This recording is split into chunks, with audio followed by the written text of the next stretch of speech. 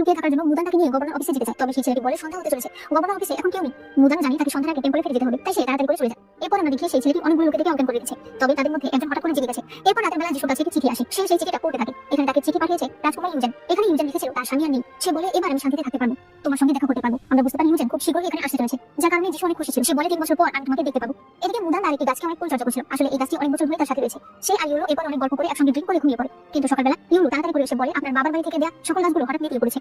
মুদান এটা শুনে তখনই গাছগুলো দেখতে যায়। সে দৌড়ে সেখানে গিয়ে দেখতে পায় সেখানে তার শ্বশুর রয়েছে। সে বলে কাল রাতে এমন কি হয়েছিল যে ড্রিঙ্ক করে ঘুমিয়ে পড়েছো, গাছগুলোর দিকে নজর দিতে পারোনি? জানো তুমি রাজকুমারী আসছে, তারপর ফুলমন্ত্রী আসছে, দেখো তো চেষ্টা করে গাছগুলো বাঁচাতে পারো কিনা। মুদান পাওয়ার সঙ্গে তাকে বলে দেয় কে আসলো তা দিয়ে আমার কিছু আসে না, তবে এগুলো আমার বাবার বাড়ি থেকে দেওয়া জিনিস, এগুলো আমার জিনিস, তাই আমি সর্বোচ্চ চেষ্টা করবো এগুলো ঠিক করার। এরপর মুদান দিনরাত পরিশ্রম করে গাছগুলোতে সার, পানি এবং আরো অনেক কিছু দিয়ে গাছগুলোকে ভালো করার চেষ্টা করতে থাকে। যিশু যখন তাকে দেখে তখন সে বলতে থাকে সারা শরীরে ময়লা, এটা কোনো অফিসিয়ালের ব্যবহার যোগ্য।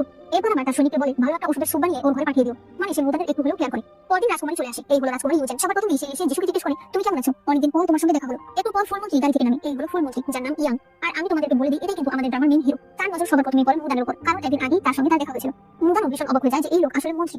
এবার সবাই ভেতরে আসে। এখানে সবার প্রথমেই তাদের নজর পড়ে মুদানের ফুলের গাছগুলোর উপরে। পিউরি ফুল অত্যন্ত মূল্যবান ফুল, এবং এখানে এগুলো এত বড় বড় সুন্দর ছিল যে সবাই এগুলোকে দেখছিল। যিশুর বাবা বলে আমার ছেলের বউ এই গাছগুলো যত্ন করেছে। ইউজেন বলে যিশু ফুলগুলো অনেক সুন্দর, একটা ফুল আমাকে দিবে, আমি চুলে পড়তাম। রাজকুমারী চেয়েছে, কেউ তো না করতে পারবে না। কিন্তু তখনই মুদান চলে আসে বলে রাজকুমারী আপনি ফুল চেয়েছেন, অবশ্যই আপনি এটা নেওয়ার যোগ্য, তবে রাজকুমারী ফুলগুলো আমার বাবার বাড়ি থেকে দেওয়া হয়েছে আর এগুলো মূল্য অনেক, এগুলো থেকে একটা ফুল কমে যাওয়া মানে আমার টাকা থেকে কমে যাওয়া। এগুলো বলে মুদান হাসাহাসি করতে থাকে। যিশু বলে আমার স্ত্রীর ম্যানার্স একটু কম, দয়া করে আপনি রাগ করবেন না। ইয়াং বলে রাজকুমারী সুন্দরী, যা পরে তাকেই সুন্দর লাগে, তাই ফুল পরলে যে তাকে অনেক সুন্দর লাগবে এমন কোনো কথা নেই।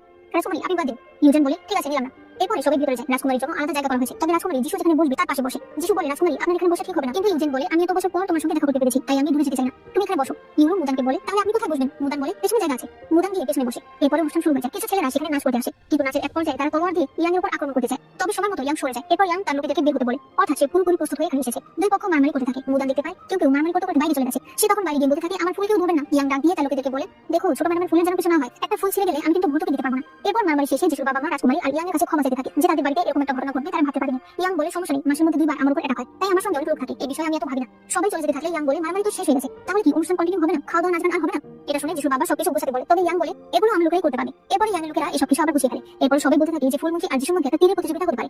যিশু তীর চালালে সেটা ঠিক জায়গায় গিয়ে লাগে, তবে ইয়াং যখন তীর চালায় তখন সেটা মিস হয়ে যায়। তবে সে একটা তীর চালাতে থাকে আর প্রত্যেকবারই মিস হয়ে যায়।